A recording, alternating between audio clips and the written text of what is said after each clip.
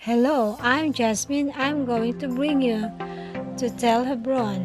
Tel Hebron is an ancient archaeological site and a residential neighborhood in Hebron. The residential section is referred to as Admot Ishai and consists of several caravan-style homes and the Bet Menachem building. Located within the residential section is an archaeological site known as Tel Hebron. Archaeologists and Bible scholars believe that the patriarchs Abraham, Isaac, and Jacob, and the matriarchs Sarah, Rebecca, and Leah, who are buried in the nearby tomb of Machpelah, lived in this area almost 4,000 years ago.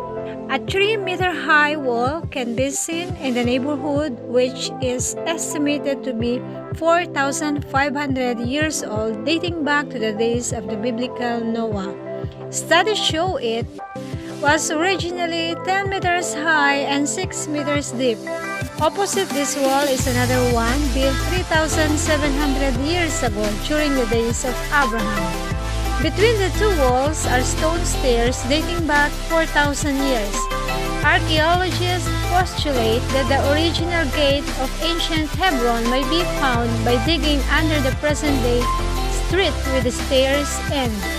This may be the gates of Hebron mentioned in the Bible, where Abraham purchased the cave of Machpelah, surrounding field for the Jewish people as stated in Genesis 23.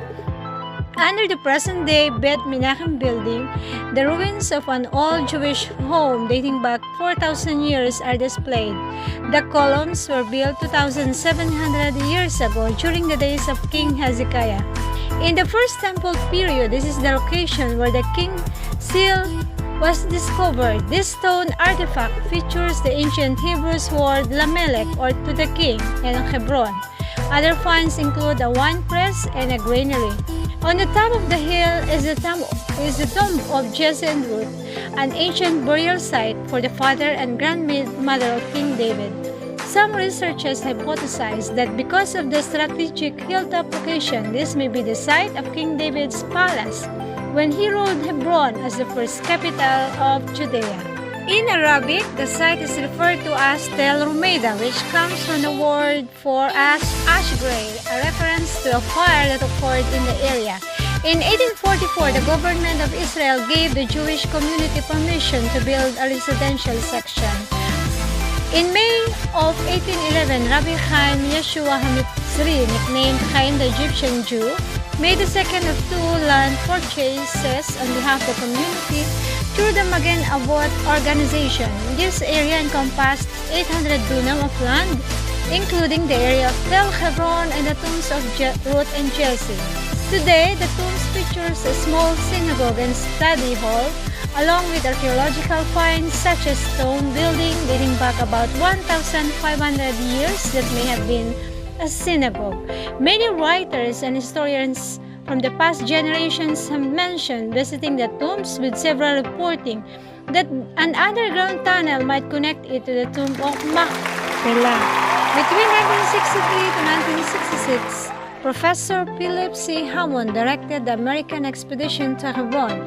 The excavations took place on the southern side of the Tel and uncovered the king's seal. In 1999, the Tel Hebron excavations took place from April to September and uncovered the steps. They were headed by Emanuel Eisenberg from the Israeli Antiquities Authority. In 2014, excavations again began at Tel Hebron, sponsored by the Israeli Antiquities Authority with involvement from the Culture and Sports Ministry and the Civil Administration. Emmanuel Eisenberg returned to the excavation together with Professor Shlomo Ben David from Ariel University. In 2018, the official Tel Hebron Archaeological Garden was opened to the public.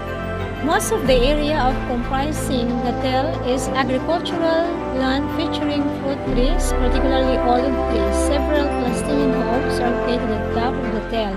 Another cluster of Palestinian houses can be found at the foot of the northern section of the Tel. A Jewish settlement is also located here, called by the settler Admot Ishai or Jesse lands. Several Palestinian homes stand on the eastern side near the spring, and the land comprising the Tel belongs to the several Palestinian families. At the northwest section is a Jewish cemetery, also called the Karaite Cemetery. There are three lots, two on the northern side and in the south, are considered to be Jewish, owned both by residents of the old Hebronite Jewish community in the middle of the 19th century. Better known. In the past few years, the Jewish community in Hebron has worked to create tourist routes, signposting the area, and are generally developing facilities for tourism. Tel Rumeida, called Tel Hebron with the settlers, is one of the recommended routes for tourists visiting Hebron. When presenting the site to the public, the settler focused on the layers identified with the age of the biblical patriarchs and the biblical events that reinforce the settlers' political message. So, for example, Hebron from the Middle Bronze Age, Patriarchal Age, is described as a city that the biblical spies had visited prior to the conquest of the Promised Land. In this context, reference is made to the Oral Torah, which emphasizes the biblical text about Caleb, the son of Jephunneh, who prayed at the tombs of the patriarchs, was imbued with courage, and was rewarded with the opportunity to conquest Hebron from the giants who ruled it. Next video is about Abraham's spring, healing waters of Hebron.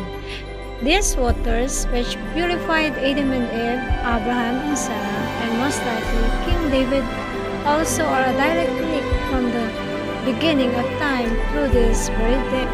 At the top of a steep incline of the paved path among a grove of olive trees, lays the spring of Abraham. This ancient natural water source is thought to date back to the times of Abraham and Sarah, as are the trees that surround it. Abraham's spring measures about 3.7 meters, 12 feet deep, and is situated downhill from the tomb of Jesse and Ruth in the Tel Hebron neighborhood of Hebron. Is one of the main historic sites in the city. Water still flows in this underground reservoir, and in recent years, since renewal of the Jewish community in Hebron, this spring